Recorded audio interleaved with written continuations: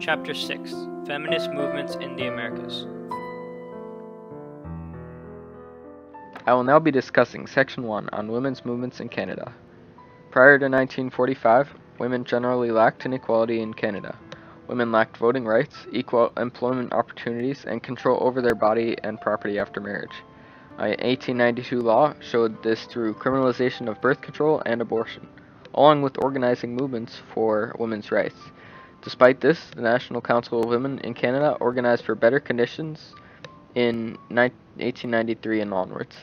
During the early 20th century, women could vote after World War I, and women participated in politics, with the Judicial Committee of the Privy Council declaring women to be people in 1929.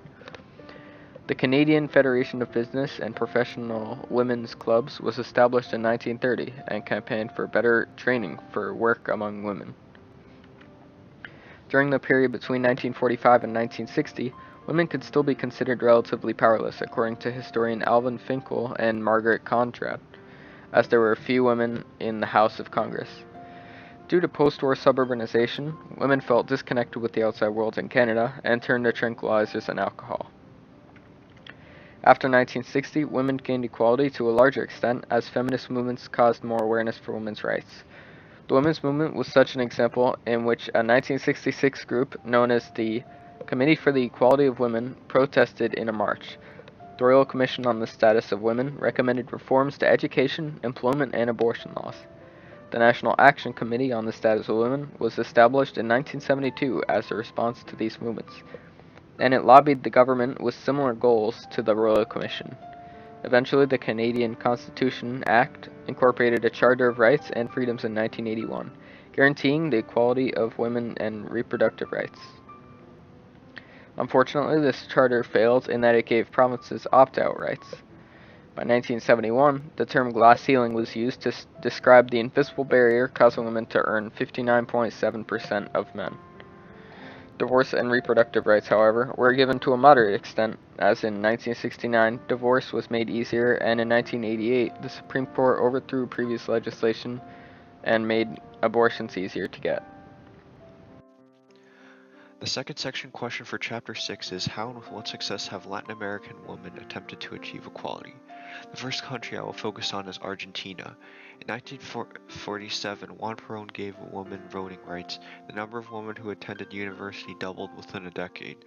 Perón also improved working conditions and established a minimum wage for women working at home for textile and food industries. By 1955, the wage difference was around 11%. Perón also legalized prostitution. Evita Perón mobilized women's support for Juan by establishing the Eva Perón Foundation.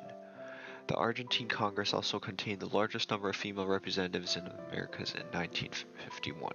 Juan's interest in women's rights diminished, however, when Evita died. Isabel Perón succeeded Juan, but the military soon took control from 1976 and 1982, and women were oppressed again. The housewives of the country campaigned for reproductive rights, sex education, and joint custody over their children. Divorce was eventually legalized in 1987. The second country I will focus on is Brazil. Women's groups persuaded Getulio Vargas to incorporate the 13 principles, which included legal equality, equal pay, paid maternity leave, and affirmative action in favor of women in 1934. In 1932, literate women, which constituted only 5% of Brazilians, were allowed to vote.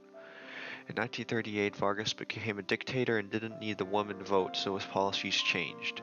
During the Second World War, consciousness was raised and the Women's Committee for Amnesty demanded more freedom. Women textile workers went on strike in 1945. In the 1960s, Goulart allowed married women legal control over their earnings and shared ownership of jointly acquired property.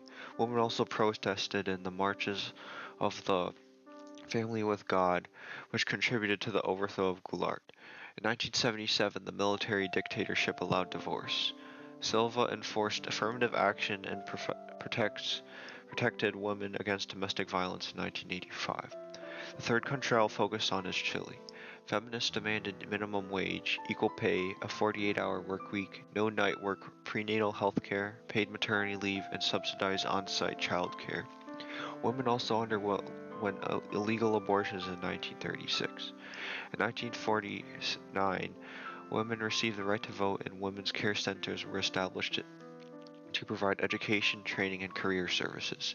During Pinochet's reign, husbands had legal control over their wives, women labor legislation was abolished, and women had restricted access to employment, and they were also prohibited from holding office, and their income was reduced to 36% of that of men. Women opposed to Pinochet created three-dimensional textile pictures which hid scenes of torture. Women also hid victims of terror, distributed bread containing messages of opposition activities, circulated information about the disappeared, participated in hunger strikes, chained themselves to public buildings. A UN report stated the woman played a leading role against dictatorship. In 2004, divorce was allowed, but abortions were still not allowed until 2008. Michelle Bachelet's election in 2006 was due to the feminist movement.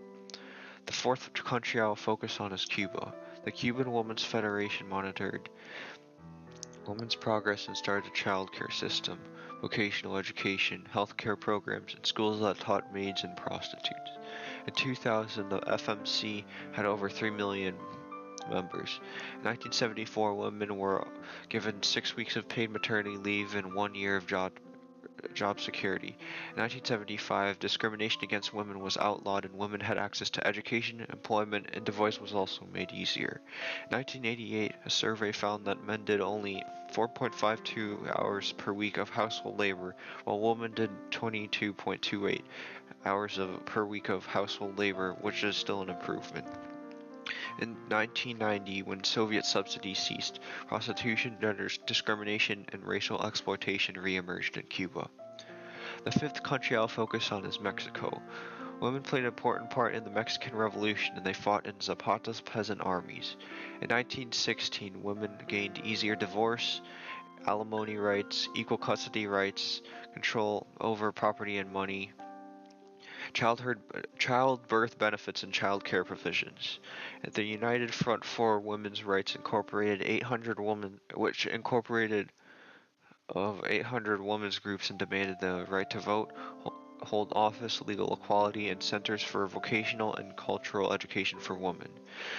In 1953, Mexican women got the right to vote, and a new wave of feminism emerged in the 1970s that demanded equality in everyday life at home and work. In 1991, sexual crime laws were established. Some women worked at maquiladora plants controlled by U.S. companies that ignored women equality in payment and maternity leave. In 1988, Luis Echeverria passed abortion rights. Part 3. Women's Movements in the United States. How and with what success have U.S. women tried to achieve equality? Women gained the vote in 1920, but the homemaker remained the ideal woman. The federal government encouraged women to join the workforce during the Second World War, but although the National War Labor Board declared approval of equal pay for equal work, the principle was never enforced. Women's activism increased in the 1960s because of persistent inequality, an activist tradition, economic pressures, Betty Friedan, and other protest movements. Twice as many women were employed in 1968 as in 1940. Working women were naturally more aware of and inclined to discuss inequality in the workplace. The government's Equal Employment Opportunities Commission publicly refused to enforce Title VII of the 1964 Civil Rights Act, which contained a ban on discrimination in employment on the basis of sex as well as race. This prompted Betty Friedan, pioneers of the labor movement, businesswomen, professional women, and participants in the civil rights organizations to form the National Organization for Women, otherwise known as NOW. NOW aimed to monitor the enforcement of the legislation, to demand an amendment to the Constitution that affirmed women's right to equality in all areas. Throughout the years from 1963 to 1990, each president had his own response to the situation of women's rights. During the Nixon years from 1969 to 74, Nixon made it clear that he opposed the ERA, even as Congress overwhelmingly voted for it.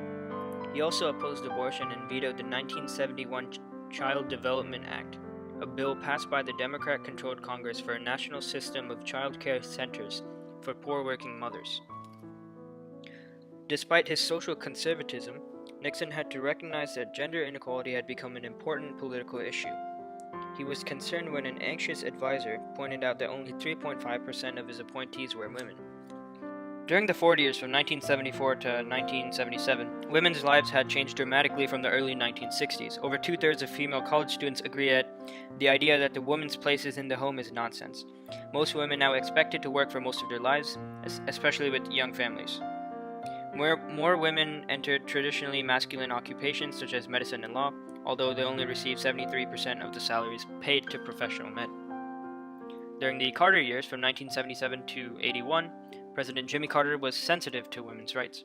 He appointed 2 female cabinet members and more women to high-level posts than any other previous president. He supported the ERA, which Congress had passed in 1972, but which still needed ratification by 4 more states. The New Right, or religious right, played a significant part in Carter's defeat in the presidential election of 1980. They favored the Republican president candidate, Ronald Reagan. During the Reagan years from 1981 to 1989, the women's liberation movement went quieter. The most decisive social issue in the Reagan years was abortion. Anti-abortionists joined Operation Rescue, established in 1988, a militant new organization that used sit-ins to block up access to abortion clinics. Thousands of members were jailed from 1988 to 99. The Clinton years saw a dramatic increase in feminist movements. Second stage feminism, as it was called, kicked in during this time. Several corporations had to compensate women for discrimination. By the early 1990s, 6 states had passed pay equity laws. The question still remained, was there equality by 2000? Statistics demonstrated progress in employment. In 2000, women held nearly 50% of executive and management positions, compared to 32% in 1983. Although underrepresented in the boardrooms of the largest companies and in the professions, they still constituted around 50% of students entering law and medical schools. Although increasing numbers of women were elected to the House of Representatives, 62 in 2000 compared with 28 in 1991, and in the Senate, 13 compared to 3, the numbers remained depressingly low.